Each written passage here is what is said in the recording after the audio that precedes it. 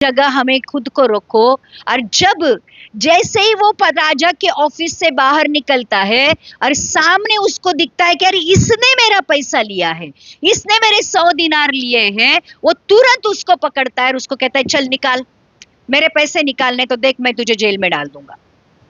हम भी ऐसा ही करते हैं।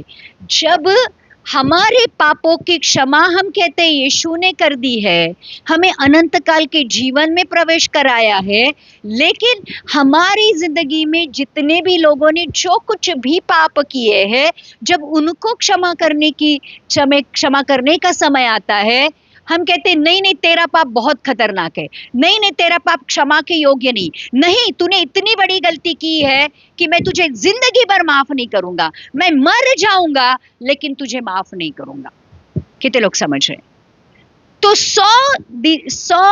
10,000 तोड़े की जगह हम हैं, और जब 100 दिनार वाले व्यक्ति को माफ करने की समय आता है तो हम कहते हैं मैं तुझे माफ नहीं कर सकता।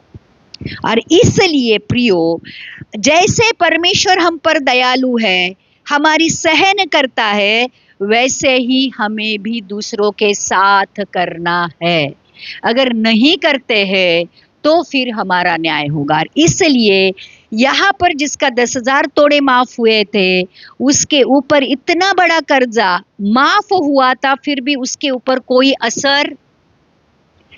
काफी बार हम परमेश्वर के उस दया, अनुग्रह और सहनशीलता और उसके प्रेम को बहुत हल्के में लेते हैं। कितने लोग समझ रहे हैं? परमेश्वर की जो दया हमारे ऊपर हुई है, जो करुणा हमारे ऊपर हुई है, हमारे ऊपर उसने हमसे इतना उसने प्रेम किया है कि अपने इकलौते पुत्र तक को उस क्रूस पर दे दिया है।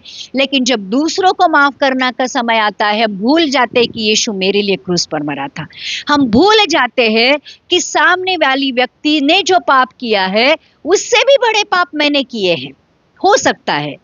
लेकिन अगर मेरे पापों की क्षमा मैं चाहती हूँ यीशु से करवाऊं, लेकिन सामने वाले व्यक्ति के पापों की क्षमा मैं कर नहीं पाती हूँ, तो परमेश्वर ने इसलिए तो लिखा है कि जब तक तुम दूसरों के पाप माफ नहीं करोगे तब तक तुम्हारे पाप माफ नहीं होंगे। तो अगर